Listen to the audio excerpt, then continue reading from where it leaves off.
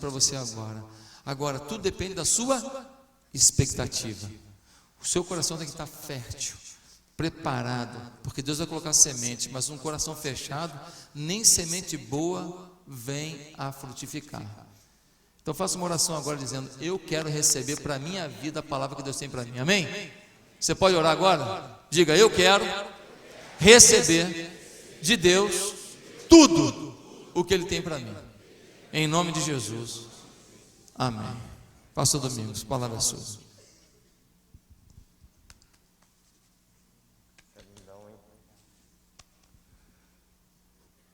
Queridos, boa noite. Graça e paz para mim, para minha esposa Rosângela, que ela fique em pé. Para quem não conheceu, conhecer essa morena tropicana. A minha esposa há 24 anos, obrigado. Temos 2 filhos, a Renata de 22 anos e o Davi de 20 anos. Eles estão lá em Marília. Essa hora o culto terminou ou está terminando lá. O segundo culto.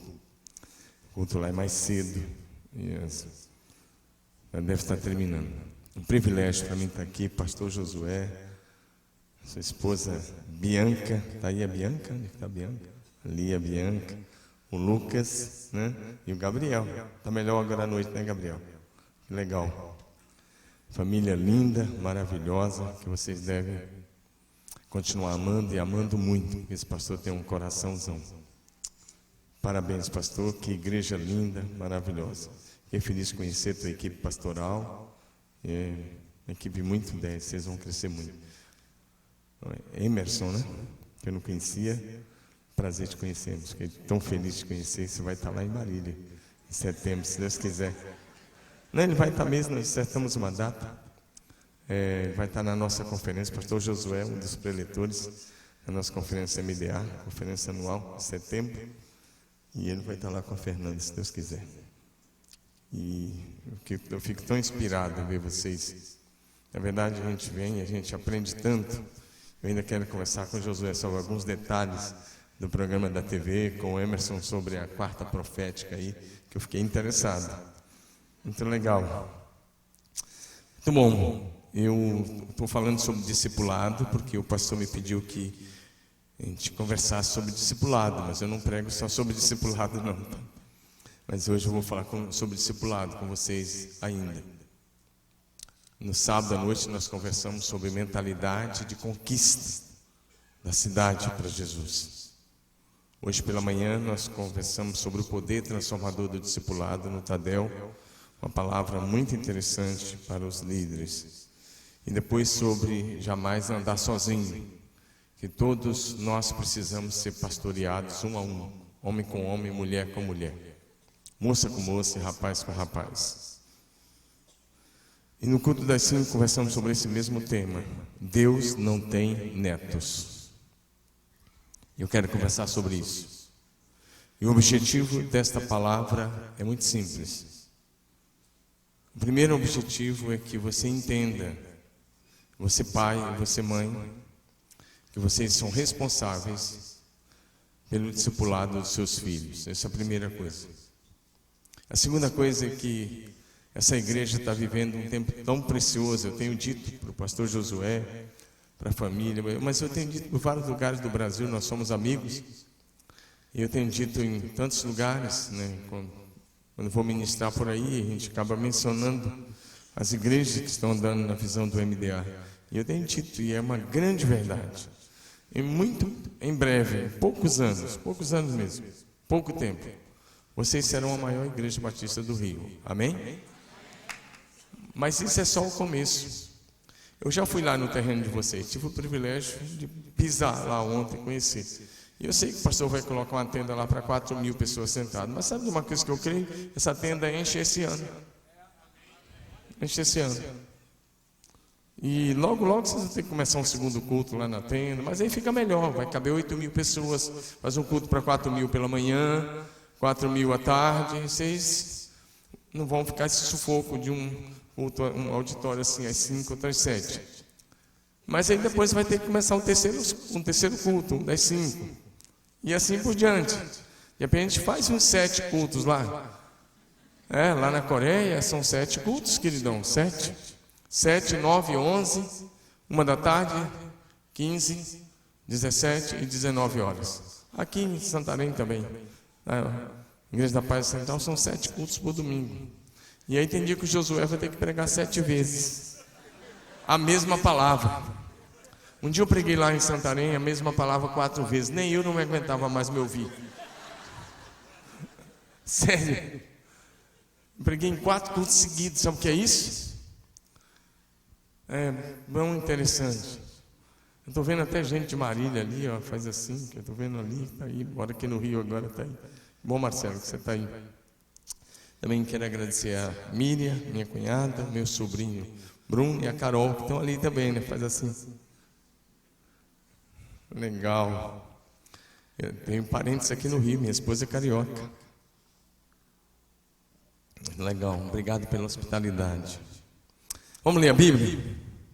Juízes, capítulo 2, versos 7 a 13. Você vai ouvir uma palavra muito firme, porque é necessário, para que vocês não percam o favor de Deus que está sobre a vida de vocês. Vocês estão debaixo de uma graça muito especial, mas vocês precisam manter isso, manter essa graça. Porque quando o favor de Deus está sobre uma igreja, isso é privilégio com uma enorme responsabilidade. E não pode perder esse tempo. Então vamos conversar sobre isso. Juízes 2, de 7 a 13. Serviu o povo ao Senhor todos os dias de Josué e todos os dias dos anciãos que ainda sobreviveram por muito tempo depois de Josué e que viram todas as grandes obras feitas pelo Senhor a Israel. Faleceu Josué, filho de Num, servo do Senhor, com a idade de 110 anos. Sepultaram-no no limite de sua herança, em Timnat-Heres, na região montanhosa de Efraim, ao norte do monte Gaás. Foi também congregada a seus pais toda aquela geração. Presta bem atenção nisso aí agora. E outra geração após eles se levantou que não conhecia o Senhor, nem tampouco as obras que fizera a Israel. Então fizeram os filhos de Israel o que era mal perante o Senhor, pois serviram aos Baalins, deixaram o Senhor Deus de seus pais, que os tirara da terra do Egito, e foram-se após outros deuses, dentre os deuses das gentes que havia ao redor deles, e os adoraram, e provocaram o Senhor a ira, porquanto deixaram o Senhor e serviram a Baal e a Astarote. Curva a sua cabeça.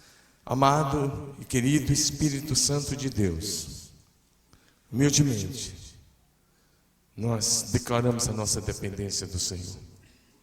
Traz agora espírito de sabedoria e de revelação e convence-nos da verdade da Tua palavra. E marca este momento na minha vida e na vida de cada pessoa que está aqui. Leva todos os pensamentos cativos à cruz de Cristo. Repreendemos todo espírito contrário agora em nome de Jesus.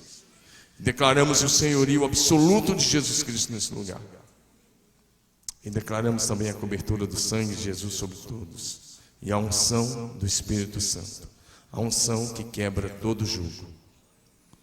Que traz revelação, que abre os olhos espirituais e que dá entendimento. Te louvamos, Pai, em nome de Jesus. Amém? Diga bem bonito assim: Deus não tem netos. Se eu estivesse lá em São Paulo, eu ia dizer assim até corintiano fala. Mas agora fala assim como gente carioca, animada, uma igreja alegre, bonita que vocês são. Diga assim: Deus não tem netos.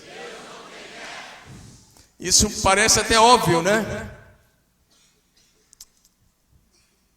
Queridos, esse texto que está diante de nós, ele é muito especial.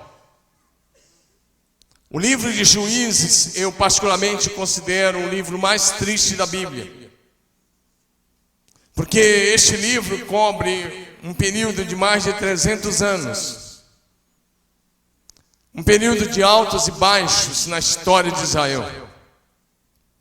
Olha o que diz esse texto, no verso Juízes 2:7 diz: serviu o povo ao Senhor todos os dias de Josué. E também o povo ainda serviu nos dias em que aqueles líderes de Josué ainda sobreviveram. Mas o texto sagrado vai nos dizer o seguinte, que quando Josué morreu, e o verso 10 diz também que aqueles líderes levantados por Josué, quando eles morreram, olha o que está escrito nesse versículo 10: levantou-se outra geração que não conhecia o Senhor. Mas o texto não diz que eles apenas não conheciam o Senhor, não diz só isso. Outra geração após eles se levantou que não conhecia o Senhor, nem tampouco as obras que fizeram Israel. E você tem que fazer uma pergunta: como isso aconteceu? Como é que uma geração que atravessou o Mar Vermelho a pé enxutos, como é que uma geração que estava debaixo da nuvem da glória do Senhor de dia e de noite naquela coluna de fogo, como que uma geração que comeu do maná 40 anos e bebia da água que Deus fazia brotar da rocha, como que uma geração que vivia um milagre após outro, uma geração que Deus não permitia que as suas vestes envelhecessem, nem os calçados, como que uma geração que Deus cuidou até dos pés, para que não inchassem, como que esses pais não transmitiram essa fé aos seus filhos, como que esses pais não contaram nem mesmo esses milagres aos seus filhos? Porque o texto está dizendo: levantou-se uma geração que não conhecia o Senhor e nem os grandes feitos de Deus. O livro de Deuteronômio são alguns sermões pregados por Moisés. E o objetivo de Moisés ao pregar aqueles sermões que formam o livro de Deuteronômio era exatamente para que o povo não sofresse de amnésia espiritual. Deuteronômio 6, havia uma recomendação dizendo: ensine ao seu filho ao deitar, ao levantar, andando pelo caminho. E aí o texto diz: escreve na porta, escreve na sua testa, no seu braço. Em outras palavras, o texto está dizendo: faça de tudo e use todos os meios para que o teu filho sirva a Deus, para que o teu filho ame ao Senhor e seja salvo. Mas a geração seguinte, aquela geração de Josué, não conhecia o Senhor nem os grandes feitos de Deus. Querido, como igreja, como comunidade dos filhos de Deus, como discípulos de Jesus, guiados pelo Espírito Santo, nós precisamos entender que Deus se relaciona apenas com os seus filhos. Quando recebemos Jesus como Senhor, Ele nos faz filhos de Deus. E a partir de então, temos que viver um lindo relacionamento de amor a Deus, nosso Pai que está no céu. E temos que ver esse relacionamento da melhor forma possível. Mas sabe de uma coisa, querido? Ao estudar a história dos avivamentos, a história dos avivamentos do Velho Testamento, a história dos avivamentos do Novo Testamento, a história dos avivamentos da igreja, sempre fiquei inquieto com uma pergunta, uma questão muito séria. E a questão sempre foi essa: por que a maioria absoluta dos avivamentos duraram apenas uma geração? Nós temos avivamento no Velho Testamento. Nós temos avivamento nos dias de Davi, um grande avivamento de adoração, que durou nos dias de Davi pelo menos 33 anos, onde o louvor não parava, vocês sabem disso. Tinha os turnos, os levitas, 24 horas por dia. Temos avivamento nos dias de Asa, o rei Asa. Temos avivamento nos dias de Ezequias, Josias. Temos avivamento nos dias de Esdras e Neemias. Mas esses avivamentos duraram uma geração. No Novo Testamento nós temos avivamento em Jerusalém, temos avivamento em Éfeso, e na história da igreja vários avivamentos, mas todos eles duraram uma geração, às vezes um pouco mais ou até um pouco menos de uma geração. E a grande pergunta é essa: por quê? Por que os avivamentos duraram uma única geração? Vocês estão vivendo, começando um avivamento aqui nessa igreja. Mas sabe de uma coisa? A mensagem de hoje é preventiva, para que isso não dure apenas uma geração ou menos. Então presta bem atenção nisso hoje. Porque se a gente for um pouquinho inteligente, vocês são muito inteligentes, Nós vamos aprender com a história do desenvolvimento do Velho Testamento, do Novo Testamento e a história dos avivamentos da igreja, que duraram apenas uma geração. Vocês não vão querer viver isso. Viver um tempo, crescer e depois ver a igreja morrer. Foi assim na Europa, está sendo assim nos Estados Unidos e começa a acontecer no Brasil em vários lugares. Vocês estão em franco crescimento, louvado seja Deus por isso. Mas não é assim, mesmo aqui no Rio de Janeiro, em muitas igrejas. E não é essa a realidade por aí. Não é essa a realidade. Eu tenho andado muito pelo Brasil e eu sei o que estou falando. A única resposta que consigo ter, porque os avivamentos duraram apenas uma geração, sabe qual é a única resposta? Faltou discipulado. Diga, faltou discipulado.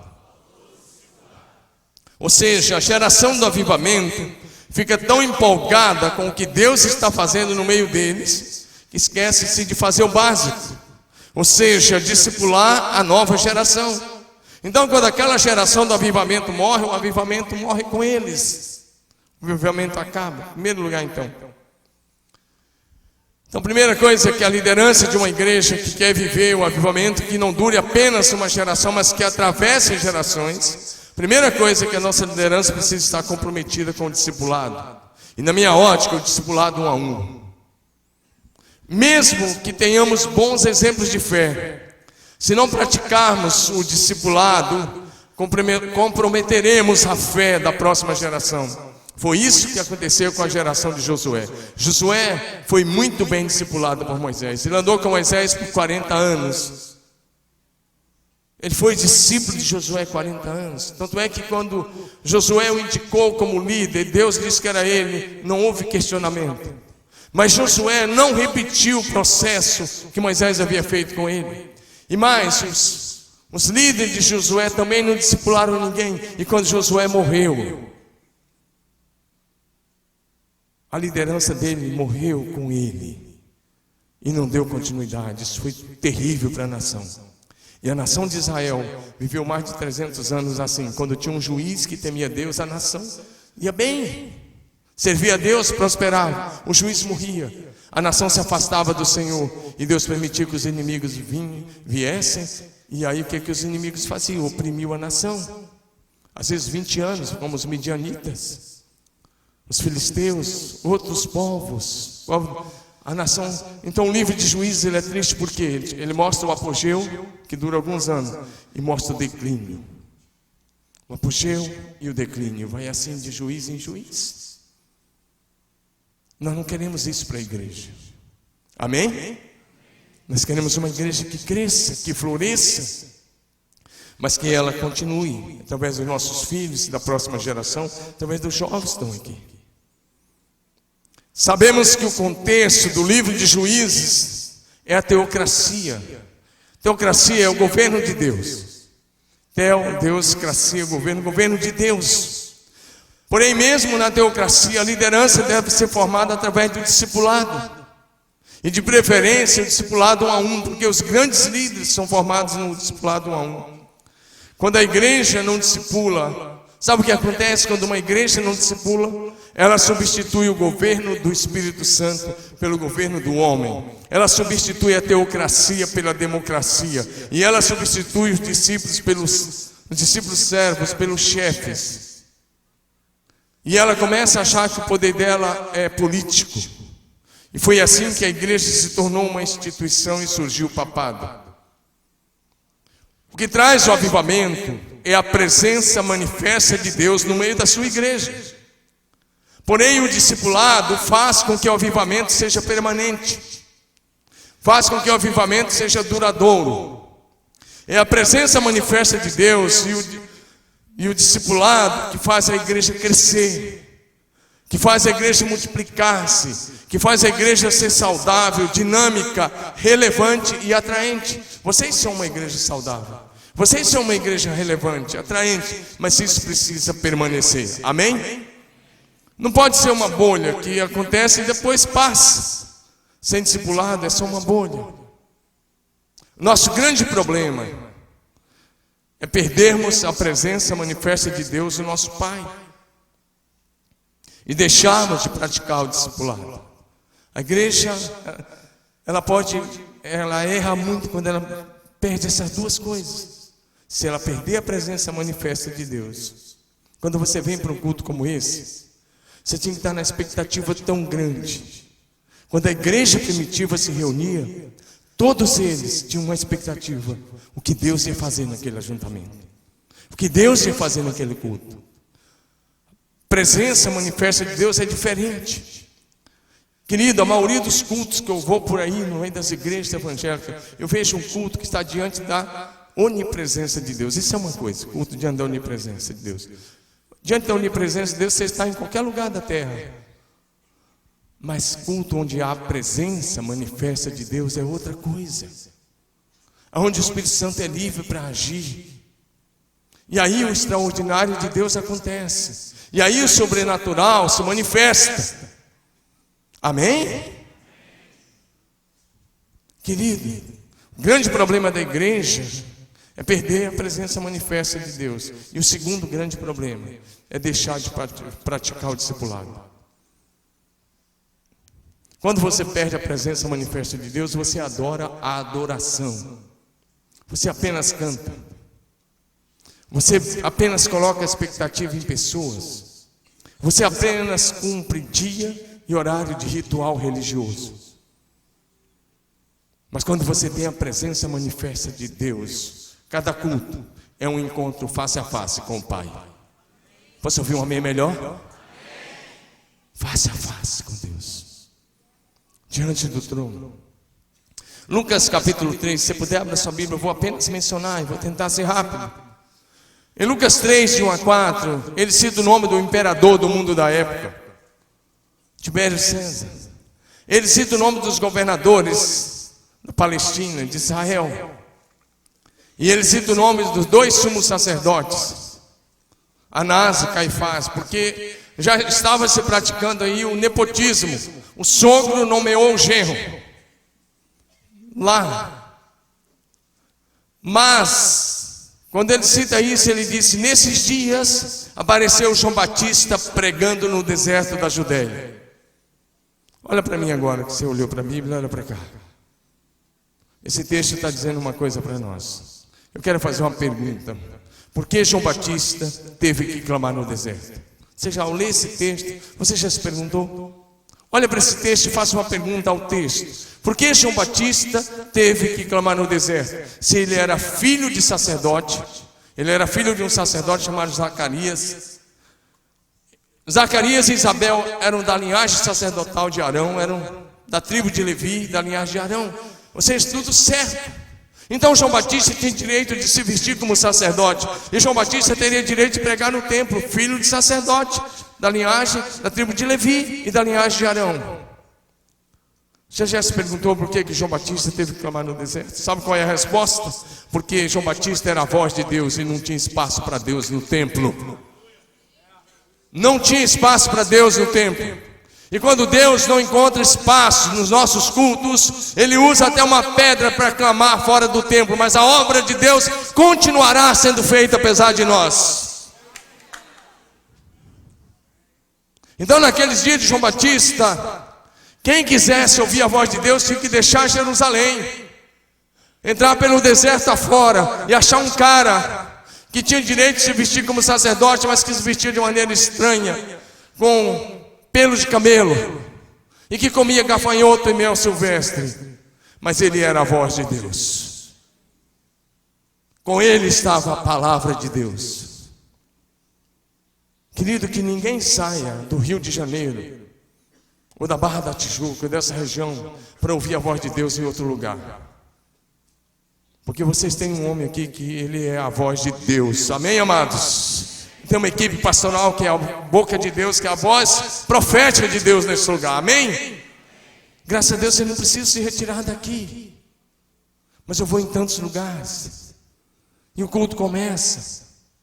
E começa a acontecer uma série de coisas. Mas eu fico olhando.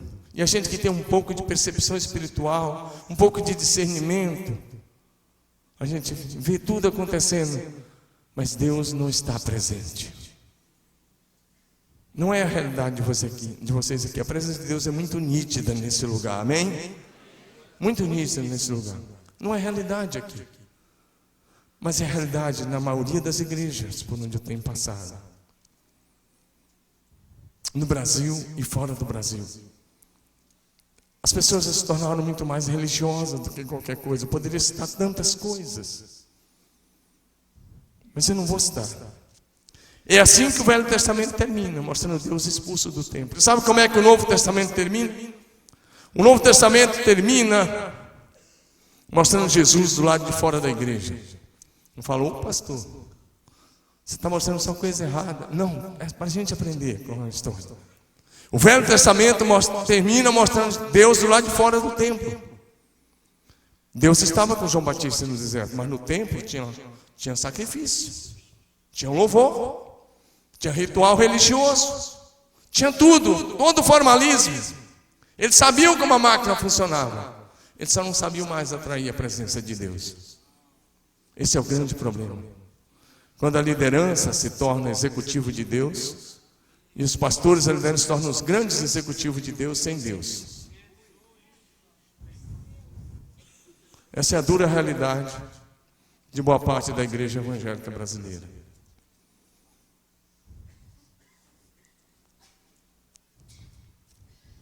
Essa dura realidade. Porque nós deixamos de lado a Bíblia e a oração e o discipulado. Mas o Novo Testamento não termina muito diferente. O Novo Testamento termina mostrando Jesus do lado de fora da igreja. Apocalipse 3, de 14 a 21. Pode abrir só para você acompanhar. Carta à igreja de Laodiceia. E aí Jesus se dirige primeiramente ao pastor. Claro, uma carta chega primeiramente nas mãos do pastor. E ele diz ao anjo da igreja, o anjo é mensageiro, o mensageiro, o cara responsável pela mensagem em Laodiceia, escreve, isso diz o amém, a testemunha fiel e verdadeira, e vai dizendo as características de Jesus. Sabe como é essa igreja? A igreja tinha feito uma alta avaliação de si mesma, a igreja e o pastor, e eles se achavam assim. Sabe como é que eles se achavam? Nós estamos ricos e abastados. Nós não precisamos de nada. Está literal escrito aí na Bíblia. Então Jesus olhou, e a Bíblia descreve Jesus no Apocalipse 1. E uma das coisas que a Bíblia diz é que os seus olhos são como chama de fogo. Olha para cá, Jesus olhou para a igreja, fez uma tomografia computadorizada da igreja, ressonância magnética de última geração. Ele olhou para a igreja e ele disse: estou a ponto de vomitá-los da minha boca. Ele disse: esses não são frio nem quente. E ele deu 5 qualidades da igreja, que achava-se rica e abastada, não precisava de nada. Sabe quais são as 5 qualidades? Infelizes, miseráveis, pobres, cegos, e ele dizia nus. A igreja, querido, olha para cá. Você pode fazer uma autoanálise de você e se achar muito bem, mas lembre-se, Jesus não avalia você pela medida que você se avalia. Ele nos avalia de uma forma totalmente diferente.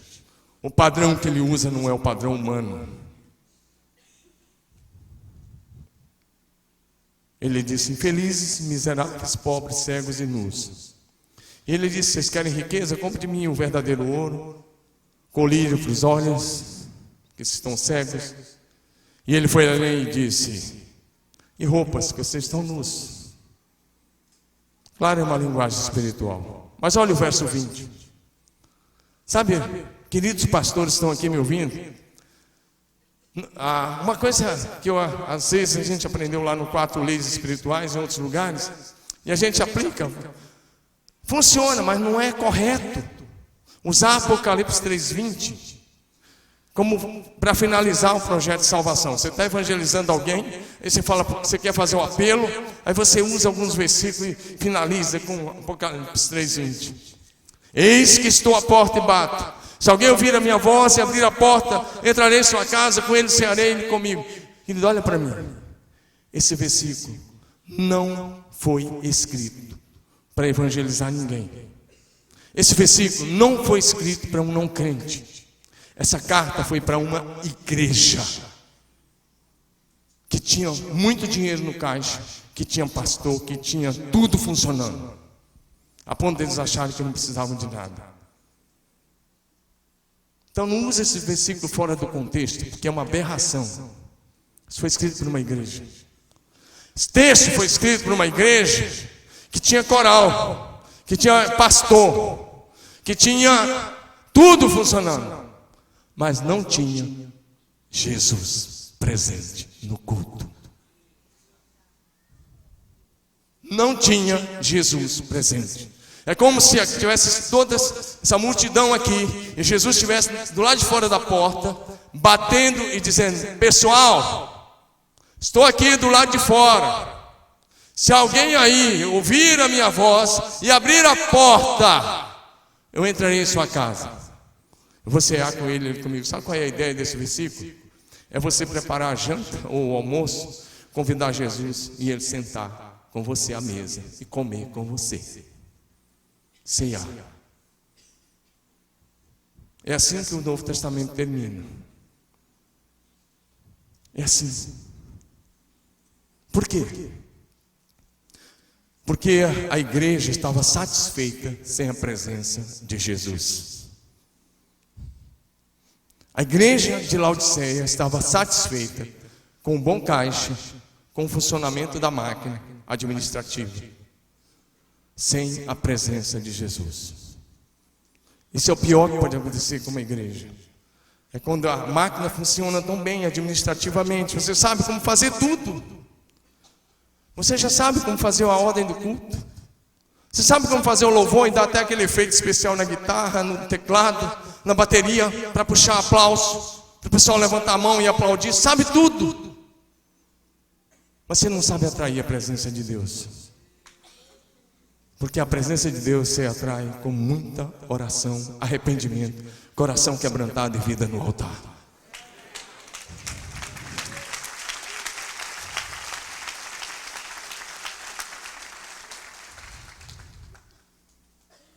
E quando isso acontece, a igreja deixa de formar discípulos e passa apenas a formar religiosos mortos, sem a vida de Deus. Nosso maior desafio: praticar o discipulado à maneira de Jesus e dos apóstolos, atrair e manter a presença manifesta de Deus, o nosso Pai, no meio da igreja. Esse é o único jeito para não cometermos o erro de Josué e a sua liderança, e o único jeito para que o avivamento possa continuar pelas próximas gerações. Bem mais rápido ainda agora. O discipulado é sustentado pela oração. A oração traz e mantém o avivamento. O discipulado torna o avivamento duradouro e saudável. Levanta essa mão e diga isso. Levanta essa mão bem bonito. Diga: a oração traz e mantém o avivamento. Diga: o discipulado torna o avivamento duradouro e saudável. Agora escute isso: a ausência do discipulado mata qualquer avivamento. Exemplos: igreja de Éfeso. Paulo pregou em Éfeso por 3 anos. O avivamento de Éfeso foi muito poderoso. Atos 19 nos fala que todos os habitantes na Ásia Menor ouviram a palavra. Éfeso fica onde é a Turquia hoje. As 7 igrejas por causa ficam ali, entre a Turquia e a Grécia. Sabe de uma coisa? Alguns estudiosos chegam a dizer que o avivamento de Éfeso se igualou ao avivamento de Jerusalém, ou seja, talvez cerca de 100 mil convertidos. Os caras de Éfeso se converteram de verdade. Desculpa falar, cara, eu acabo convivendo muito com jovens e pego a linguagem. As pessoas de Éfeso, eles se converteram para valer. Eles queimaram seus livros de magia em praça pública. Aos milhares, que ao somar dava 50 mil moedas de prata. E essa igreja de Éfeso, ela só teve pastores top. Diga assim: ela só teve pastores top. Primeiro foi Paulo, 3 anos, ainda visitou. E depois mandou uma carta. Depois, ela teve Tito. ela teve Timóteo, ela teve o apóstolo João. E dizem que teve até a Policarpo. Olha que time. Paulo, Timóteo, Tito, apóstolo João e até Policarpo passou por lá. Agora preste atenção. Nero mandou degolar o apóstolo Paulo no ano 67 da era cristã. 67. O Apocalipse foi entre o ano 91 e 94 da era cristã. Então, menos de 30 anos depois da morte de Paulo, Apocalipse 2 vai nos dizer o seguinte: Jesus, a primeira carta foi para a igreja de Éfeso. E sabe o que Jesus escreve? Manda João escrever: tenho contra ti que abandonaste o teu primeiro amor. Volta, pratica as primeiras obras, senão vou remover do seu lugar o seu candeeiro. A expressão remover o candeeiro, se for traduzir literal, tradução literal, remover o candeeiro é vou desigrejar você. Como isso não pode ser dito em português, o que Jesus estava dizendo é você vai deixar de ser igreja. Você fala como? Um avivamento poderoso, não durou uma geração, pastoreada por esses homens santos de Deus. Exatamente, porque Paulo discipulou muito bem. Ele fez a parte dele. E é possível que João também. Mas a igreja não fez. E menos de 30 anos após a morte do apóstolo Paulo, o avivamento de Éfeso já tinha esfriado. Por causa da falta do discipulado. Mais um pouco. Eu estive na Coreia do Sul a primeira vez em 1999. Nós temos algumas igrejas no Japão ligadas a nós. E eu queria muito conhecer a igreja do Dr. David Yong-Shu. Eu tinha lido os livros. Sempre gostei de ler, fui admirador e sou admirador dele. Ele ergueu a igreja que por muitos anos foi a maior igreja evangélica do mundo, hoje não é mais. A maior igreja evangélica do mundo hoje fica em Lagos, na Nigéria. O templo, quando ele se reúne, o templo tem 1,5 km de comprimento por 600 metros de largura. E eles reúnem algumas vigílias, uma vez por mês, chegam a reunir 3 milhões de pessoas. Mas por muitos anos a igreja do Dr. David Yong-Shu, com 700 mil membros, era a maior do mundo. Eu fui lá conhecer essa igreja. E quando eu visitei a Coreia do Sul, eu voltei impressionado. Dentro do avião fui escrevendo tantas coisas e assumindo novos compromissos de oração. Mas eu fui lá e eu quis conhecer o monte da oração que é citado nos seus livros. Eu fui no monte de oração. E era lindo de ver o monte de oração naquela época. Da igreja, fica a 40 quilômetros do centro de Seul. A cada meia hora saía um ônibus, levando a pessoa gratuitamente para o monte de oração. A cada uma hora os ônibus voltando. Você podia ir lá a qualquer hora do dia e da noite. Sempre ia ter entre 4 e 5 mil pessoas orando. Tinha uma placa lá. Tinha uma placa. Tiraram a placa, não tem mais. Mas tinha uma plaquinha lá, proibido jejuar mais de 40 dias.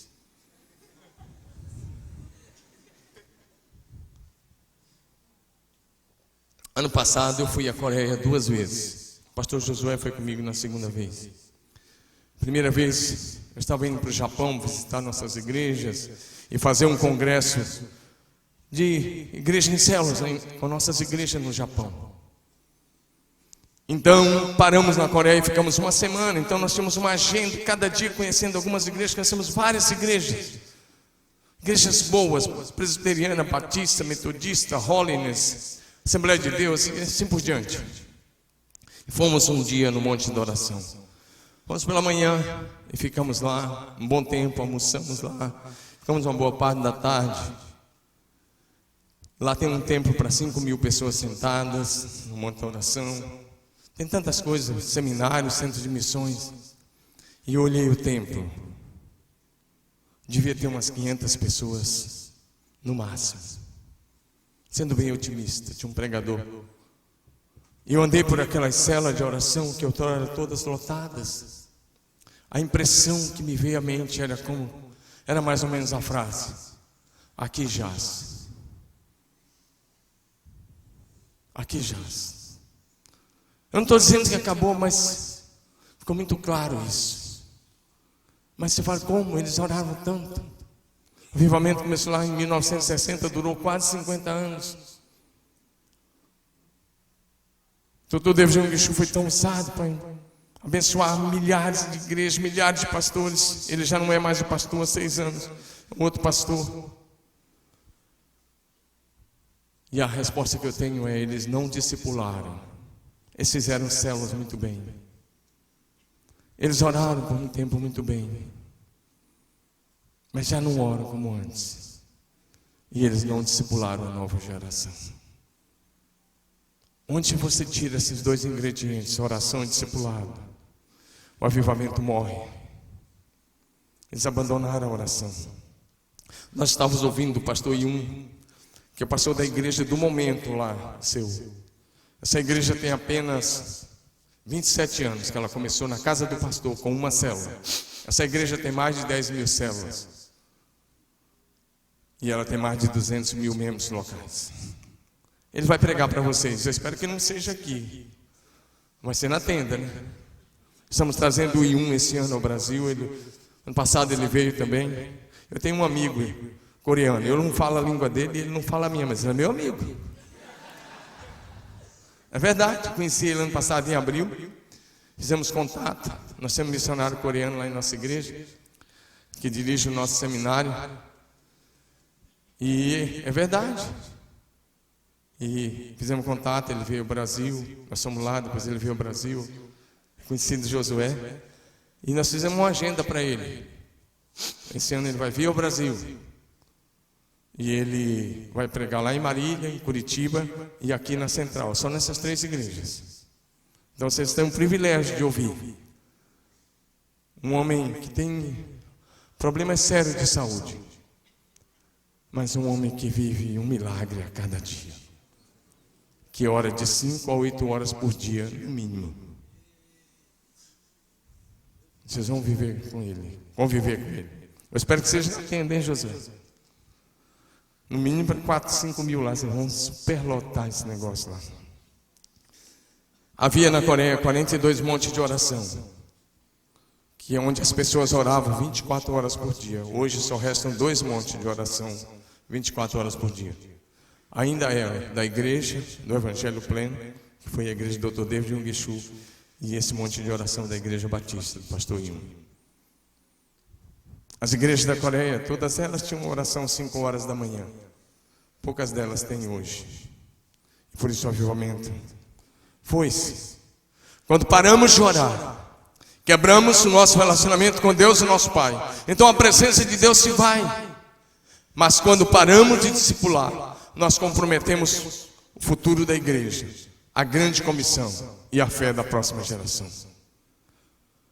O grande problema é que a maioria das vezes nós não percebemos e continuamos a fazer o trabalho de Deus sem a presença de Deus, formando apenas religiosos.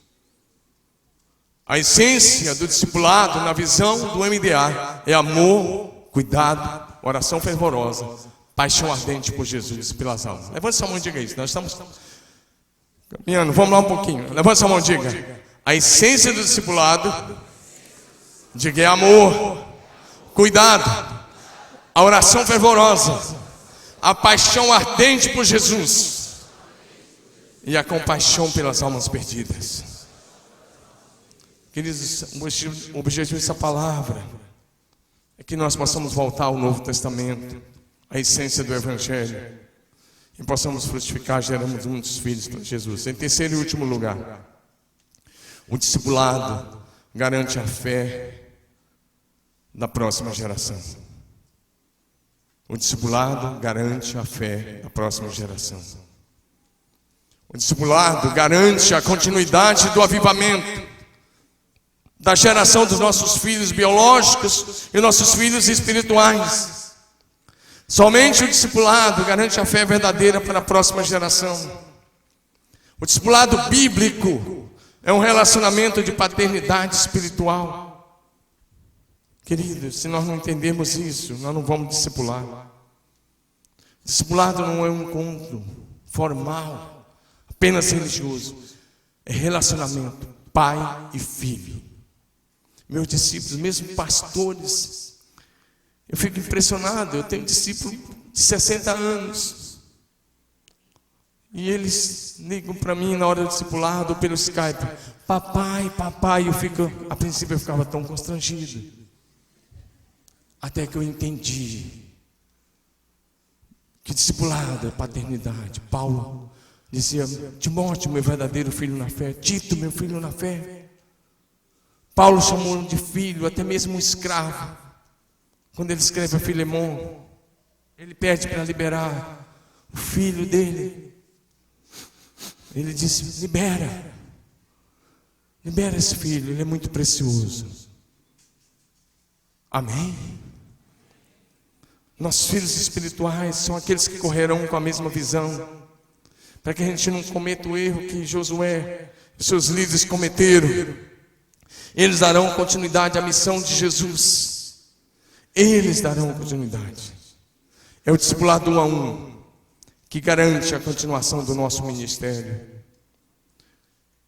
Moisés discipulou Josué 40 anos. Elias discipulou Eliseu 40 anos. Quando Moisés estava para morrer, ele passou o cajado para Josué. Quando Elias estava para ser arrebatado, ele deixou a unção sobre Eliseu. Quando Eliseu contemplou a subida, Jesus transferiu todos os conceitos da fé, todos os princípios aos seus apóstolos, seus discípulos.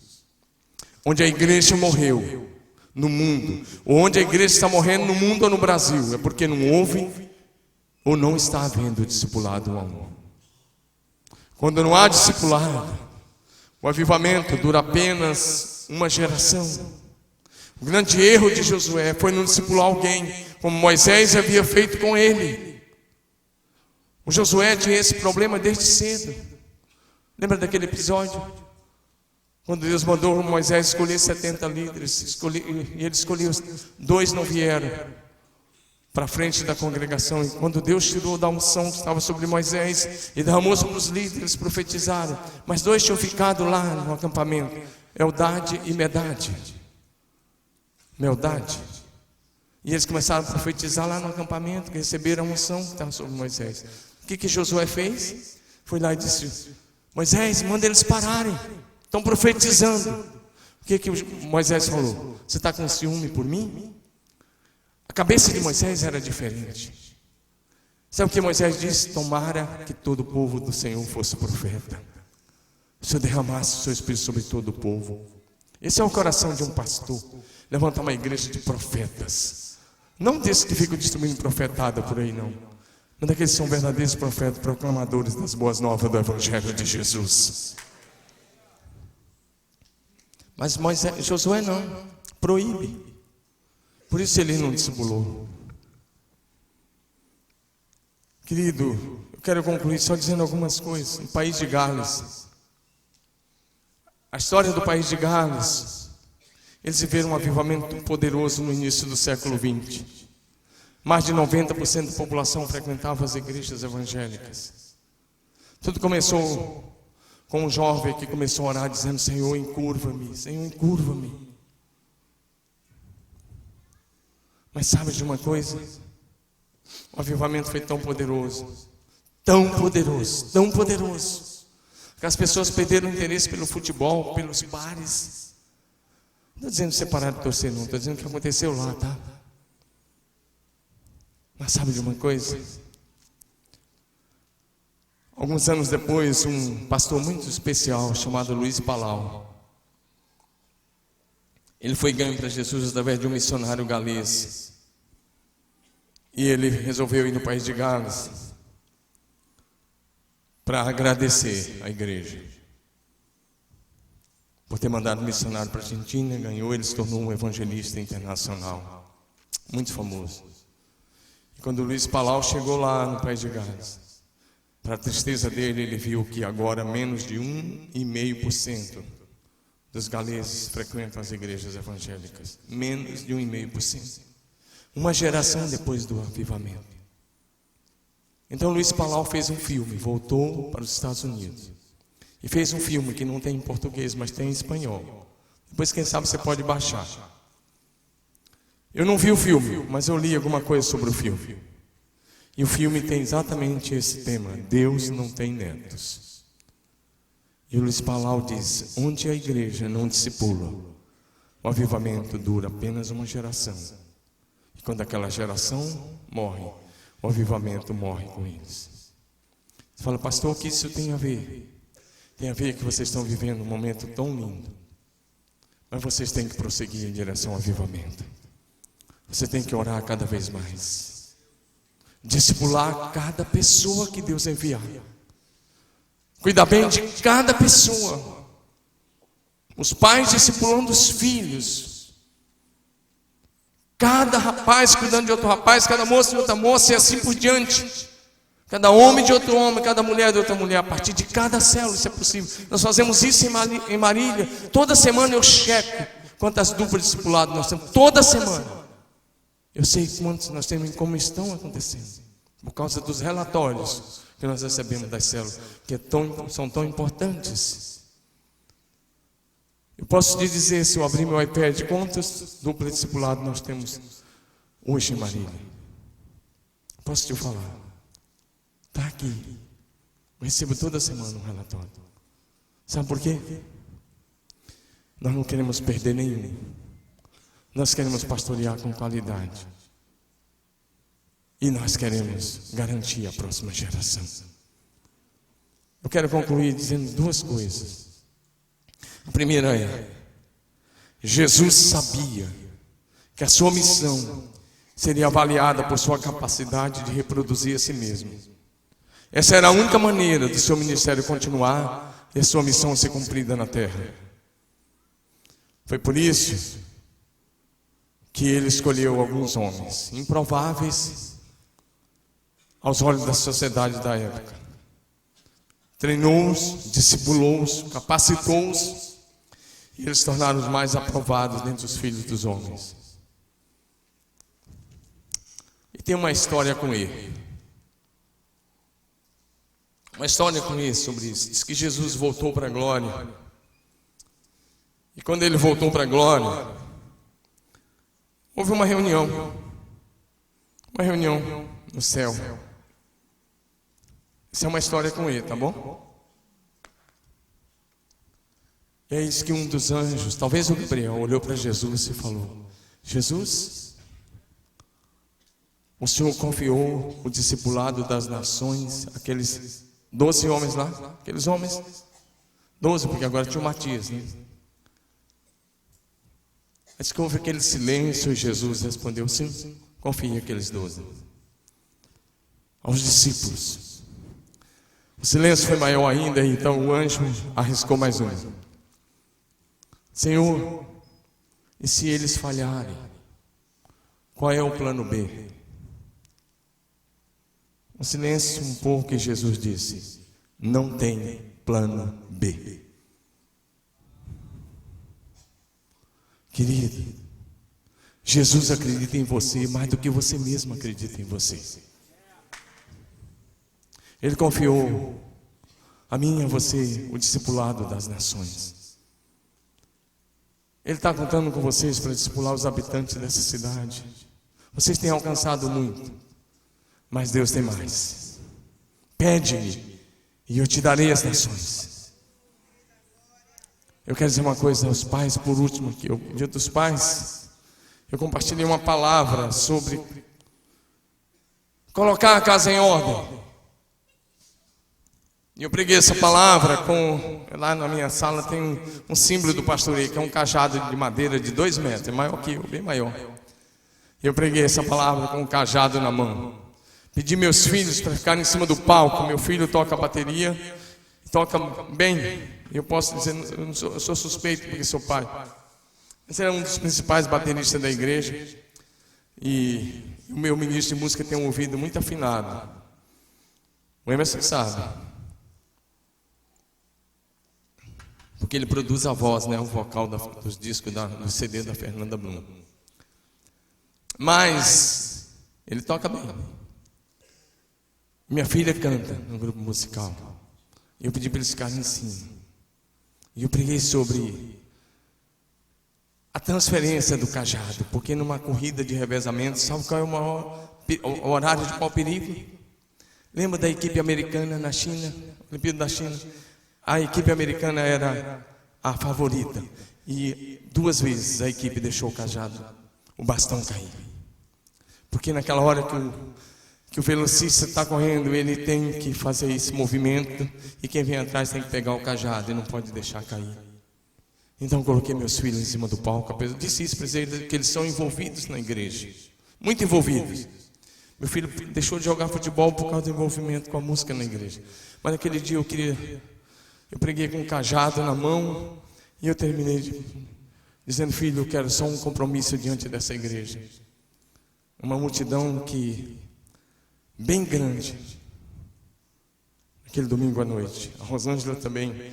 Eu disse: filho, eu só quero um compromisso, que quando o papai e a mamãe não estiverem mais aqui, que você e sua irmã vão continuar correndo com essa mesma visão. E eles estavam chorando muito, chorando demais. Eu tirei meu sapato, falei: calça meu sapato.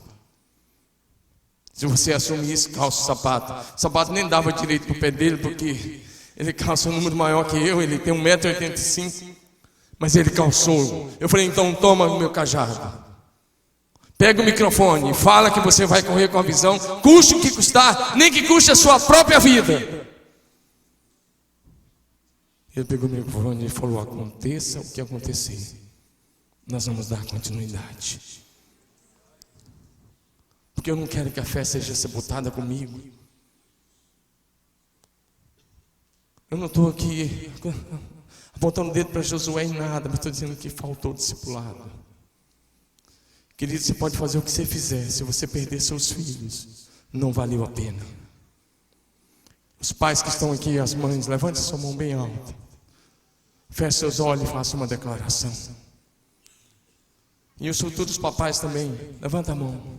Futura mamãe,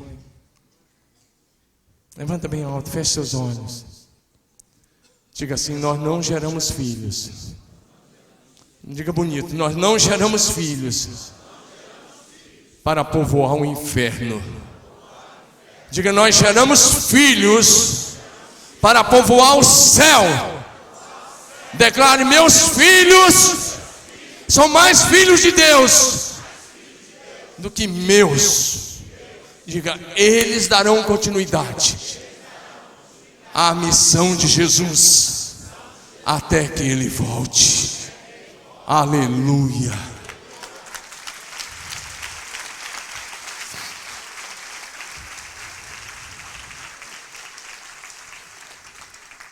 Amado, nossos filhos só darão continuidade se eles virem você, Pai, envolvido na obra de Deus todos os dias da semana. Se eles virem você, mãe, orando, pagando preço.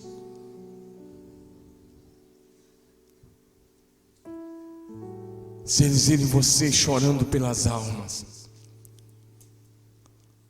Sabe, Pai, você está correndo atrás de tantas coisas. Sabe, mães estão correndo atrás de tantas coisas. Mas no último dia, quando você tiver que se apresentar diante de Jesus, Ele não vai perguntar quanto que você deixou de herança financeira para os seus filhos. Ele não vai perguntar quantas casas você deixou, quantos apartamentos você deixou, quantos carros, qual formação você deu aos seus filhos. Mas se você transmitiu para eles o legado da fé, se você discipulou os seus filhos, se você está fazendo dos seus filhos discípulos genuínos de Jesus Cristo, seus filhos servir a Jesus não é opção, não é obrigação, mas não é opção. Tem que ser parte do teu ensino, do teu empenho, da tua oração e do teu jejum, da tua dedicação. Você não gerou filhos para eles irem para o inferno. Quando nós falamos sobre filhos, nós dizemos para os pais: se o seu filho se tornar o presidente da república, a culpa é sua. Mas se ele se tornar um presidiário, a culpa é sua. Querido, a grande pergunta é: seus filhos vão correr com a visão? Levantou-se uma geração que não conhecia o Senhor após Josué. Uma geração que tinha vivido os grandes milagres de Deus por 40 anos. Vocês estão vivendo debaixo da nuvem de glória nessa igreja, um ministério lindo, abençoado, ungido por Deus. O que vocês estão fazendo? Estão transmitindo isso para os filhos. A Bíblia diz: ensine pela manhã, à tarde, à noite. Use todos os meios. Talvez os filhos de vocês sabem muito de Nintendo, computador, rede social, mas não sabem nada de Jesus. E Deus não chamou vocês para ser religiosos, mas para fazer da sua casa um farol, um lugar onde a luz do céu brilha, um lugar de salvação, de cura, de bênção, de libertação, de restauração, de encontro e reencontro com Jesus. Vamos ficar em pé.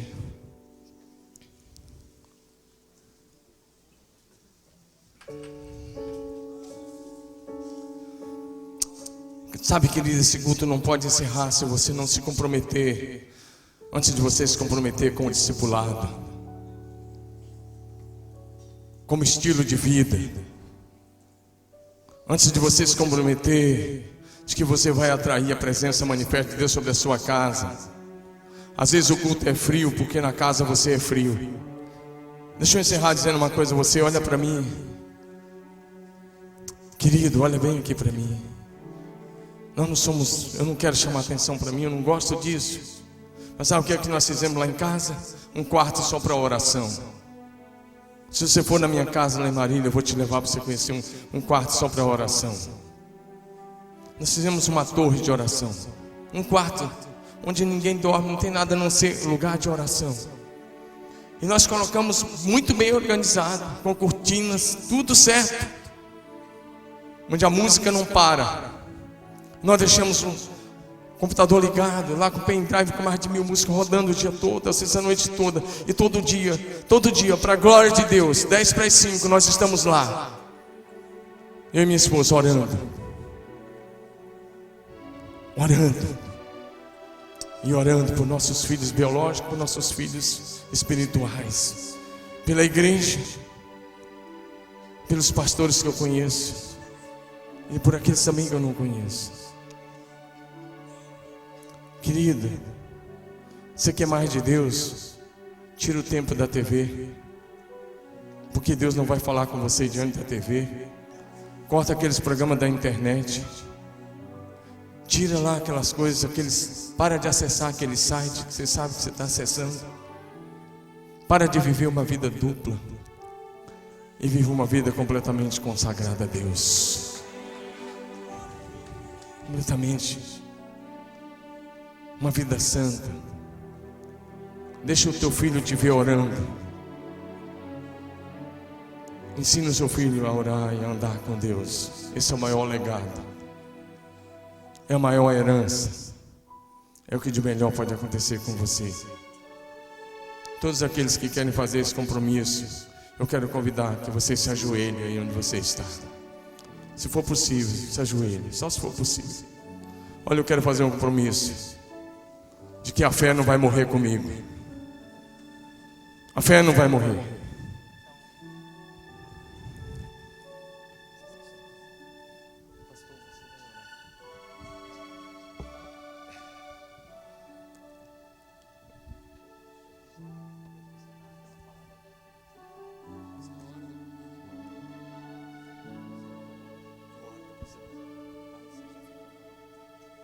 Comece a orar aí, querido.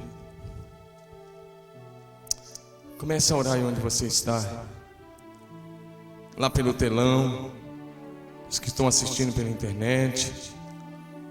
Comece a orar pela sua família. Grave isso. Você não gerou filhos para povoar o inferno. Diga isso. Seus filhos têm que ser mais filhos de Deus do que seus. Eles não são troféus seus. Eles são herança do Senhor. Pai, eu quero pedir que o Senhor contemple os teus filhos ajoelhados agora diante da tua face. Deus, eu quero pedir também que o Senhor traga quebrantamento ao meu coração e ao coração de cada um aqui. Deus, para que possamos levar muito a sério o discipulado dos nossos filhos, da próxima geração e daqueles que o Senhor enviar. Levanta neste lugar uma igreja de discípulos, discipuladores, homens e mulheres, rapazes e moças, completamente comprometidos em atrair a Tua presença manifesta, e comprometidos em discipular, comprometidos em fazer de cada discípulo pessoa simplesmente parecida com Jesus Cristo. Dar a cada um a mente de Cristo, a consciência de Cristo, a mesma visão de Cristo, o mesmo comprometimento de Cristo Jesus, também a mesma alegria de Jesus no cumprimento da missão. Dar a cada um a mesma determinação.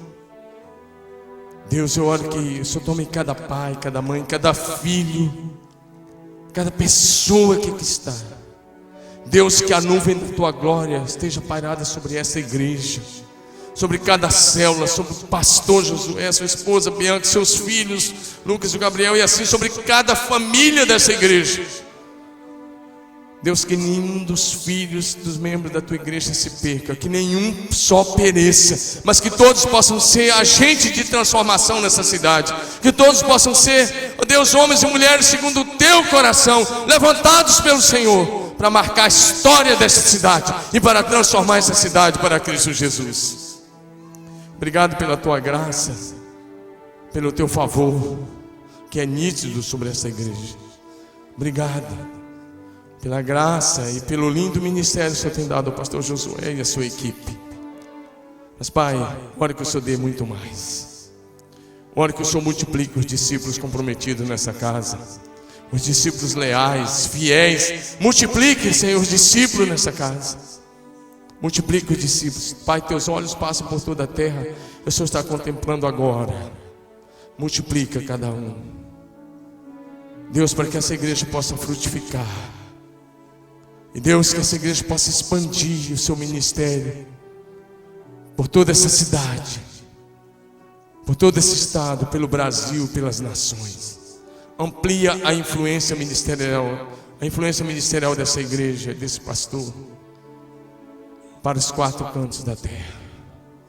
Que eles possam enviar muitos missionários, sustentá-los dignamente, e que eles possam plantar a igreja em todas as nações. Pai, eu abençoo esse ministério, eu abençoo essa igreja, eu declaro toda sorte de bênção no céu e na terra sobre essa igreja, e eu declaro o mover do Teu Espírito sobre eles, o agir sobrenatural do Senhor sobre eles. Deus, eu declaro que eles viverão ainda mais um tempo de céu aberto, e a glória do Senhor sendo revelada a eles a cada dia, e o rebanho sendo acrescentado a cada dia, para o louvor da Tua glória. Abençoa cada pai, cada mãe, para que possam ser discipuladores dos seus filhos. Abençoa cada família. Declaramos o Teu amor, o Teu cuidado, a Tua bênção sobre todos, em nome de Jesus. Amém.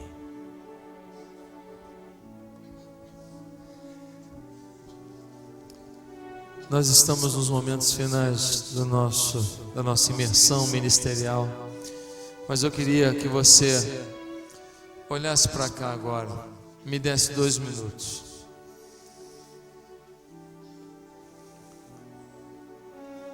Amém? Você pode sentar, pode até sentar. Gente, a gente na vida faz algumas escolhas. Você pode sair daqui e dizer assim: poxa, que palavra que Deus trouxe, que momento abençoador. Mas deixa eu te falar uma coisa com muita clareza. Se você só fizer isso, você sair daqui e esse congresso, essa imersão ministerial não muda a sua vida em nada. Porque você não vai levar desse congresso o que você ouviu. Você vai levar desse congresso a sua resposta ao que você ouviu, através do profeta de Deus. Se você decidiu alguma coisa com o Senhor aqui agora, valeu. Se você decidir, valeu. Mas eu te garanto que se você não decidir alguma coisa com Deus aqui agora e tomar uma posição, ao sair daquela porta ali, ó, o diabo já está te esperando ali fora, para de alguma maneira roubar tudo que o Espírito Santo de Deus falou com você. Você sai daqui, alguém já dá uma ré, e você já acha que vai bater no seu carro, você já fica com raiva, você já fala que o pessoal que não tem atenção, esses irmãos também vão te contar, e você já sai daqui chateado, da porta ali para fora, ó. Porque hoje aqui, uma coisa é certa, o diabo perdeu.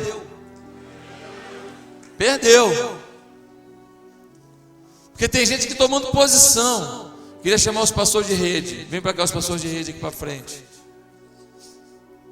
Irmãos, a visão que Deus tem nos dado é uma visão para alcançar a cidade. É uma visão para transformar a cidade.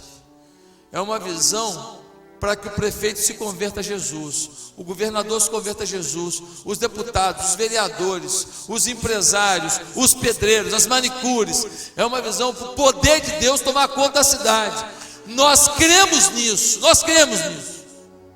Agora, meu irmão, não faço isso sozinho e uma equipe pastoral não faz isso. Se você ainda está iludido, é só você ver a parábola da centésima ovelha. Estava lá o pastor, tinha 100 ovelhas, com todo carinho, toda atenção, uma foi. Ah, mas ele foi buscar e alcançou. Mas 99 ficaram ali correndo risco.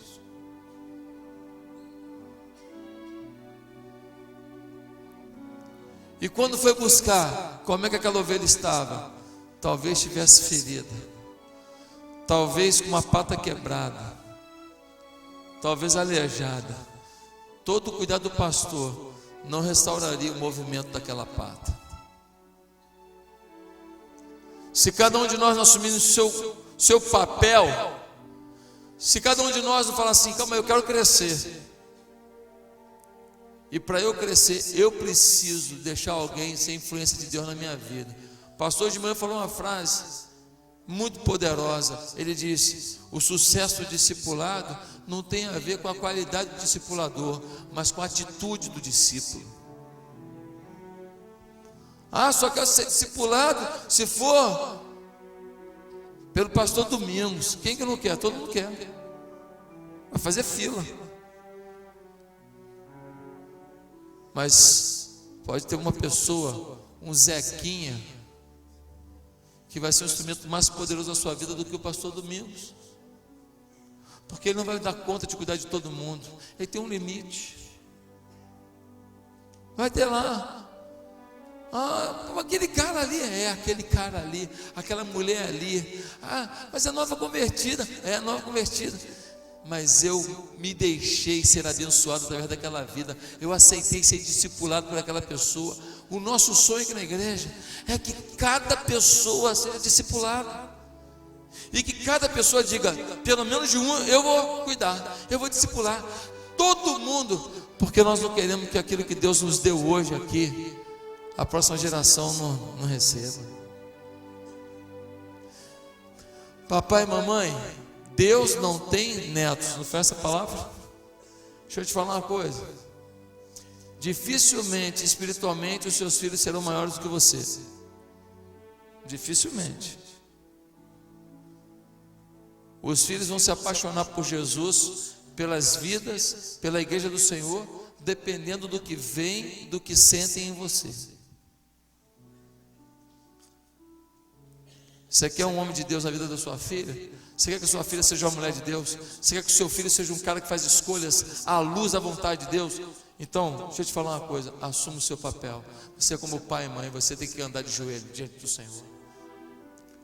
Você tem que amar a casa de Deus. Quando o pastor convocar para sábado à noite, você vai vir. Na próxima você vai vir.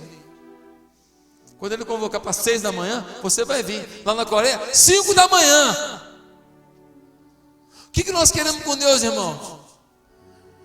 Ah, nós queremos umas gotinhas, se pingar em mim tá bom? Ou você quer o derramar de Deus sobre vocês? Você tem que fazer uma escolha. Pastor, mas olha, minha vida é toda errada, meu passado é todo errado. Pastor, eu tenho um monte de pecado na minha vida que eu escondi. Deixa eu te falar, esse é o tempo de você agora tomar a decisão de falar: morreu aquele homem, reviveu um novo ser. Morreu aquela vida, reconstruiu uma nova história. Morreu o consumidor, surgiu um produtor. Hoje fiquei sabendo, um casal está chateado comigo. Eu queria saber o que eu fiz. Motivo: estão chateados porque eu agora estou muito ocupado. Eu amo tanto aquele casal. Eu já tive com aquele casal tantas vezes. Já começamos tantas vezes. Não quero perder ninguém nessa igreja. Mas nós precisamos crescer. Nós temos que aceitar ser cuidados por aqueles que são cuidados e que são cuidados, e que de alguma maneira eu também cuido.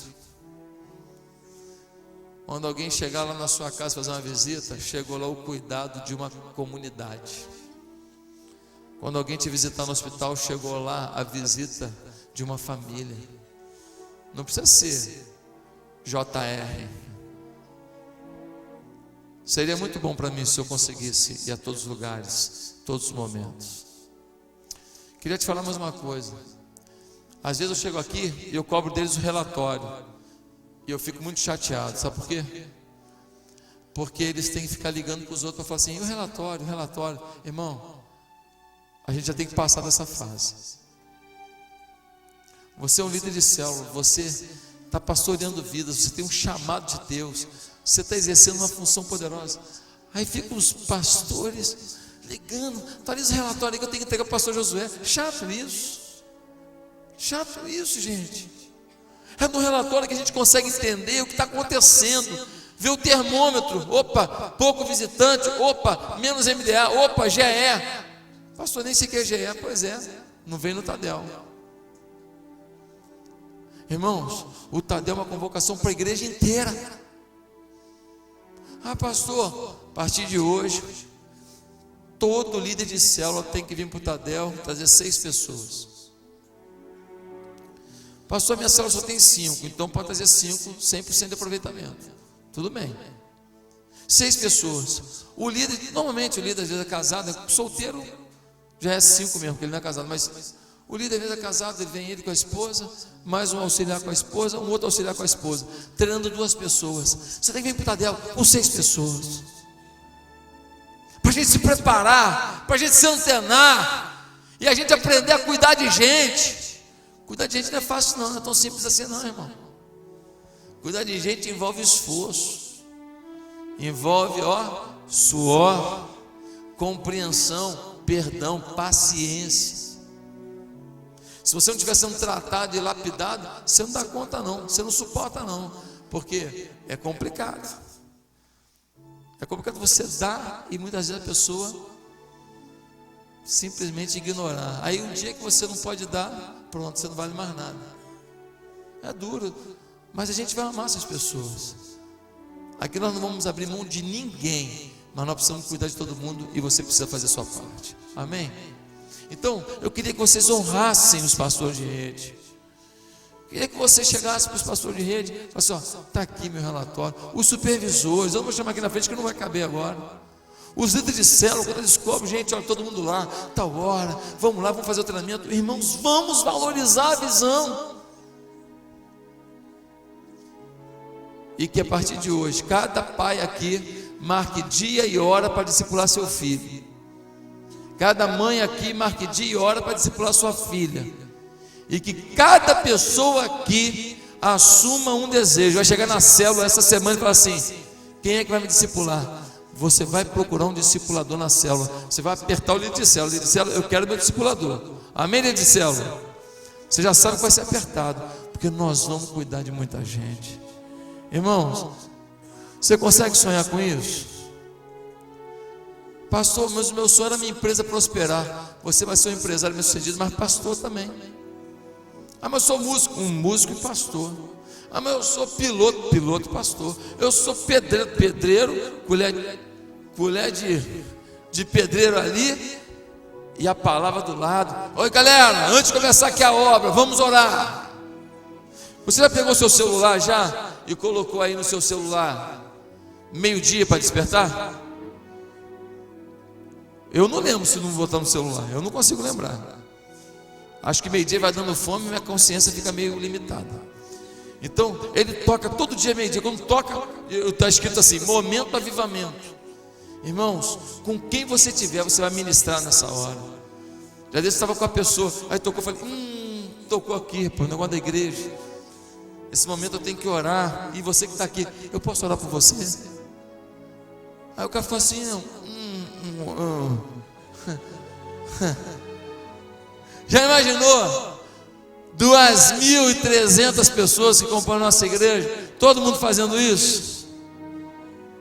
Onde tiver, tocou meio-dia, opa, é hora de orar, orando e clamando. Já imaginou se os nossos jovens adolescentes, se estiverem acordando de manhã para orar e pedir a Deus a bênção sobre vocês? Que família linda que vocês vão ter.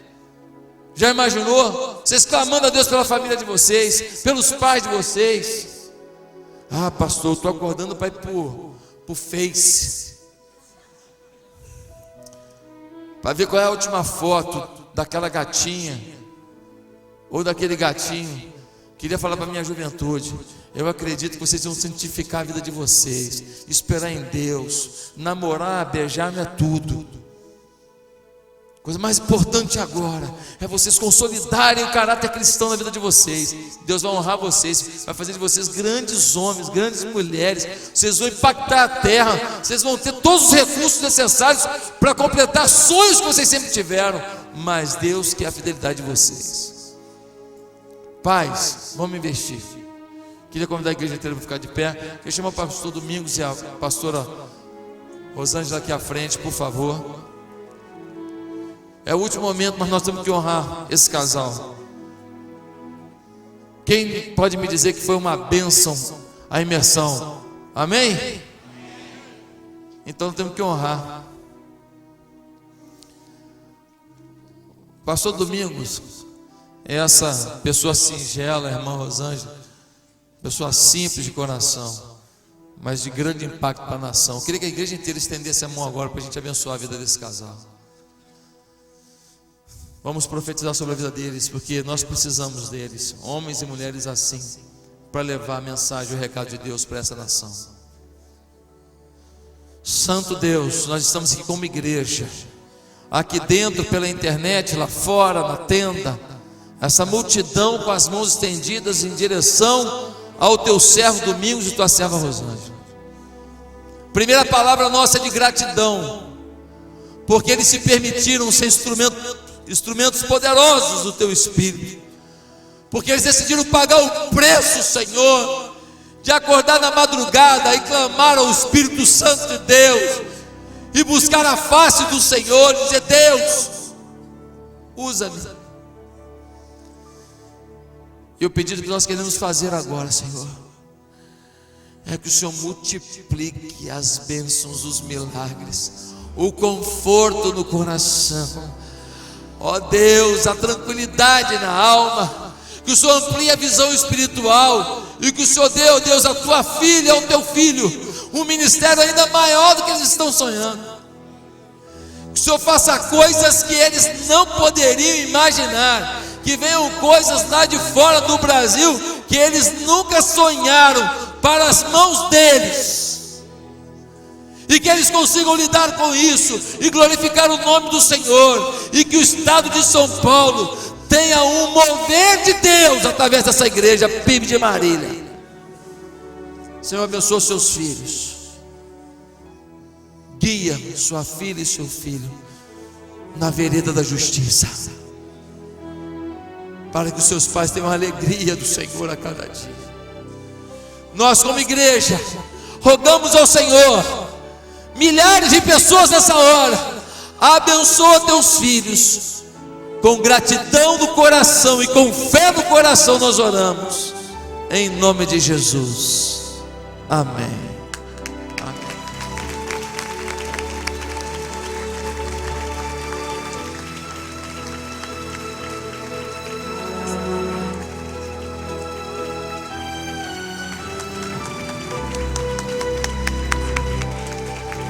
Meu amado, você está saindo daqui 10 horas da noite, glória a Jesus, amém? Glória a Jesus, não tem trânsito nenhum essa hora na rua. Nós vamos sair daqui agora cantando.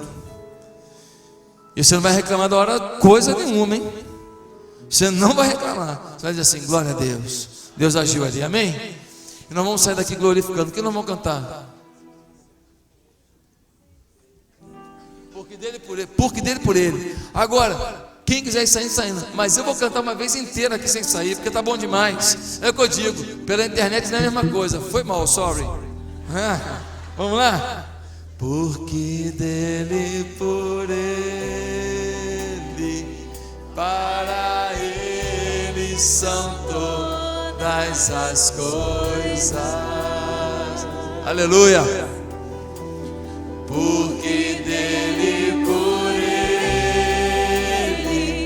para ele são todas as coisas. Vou ficar aqui até amanhã, hein? Ô, coisa boa.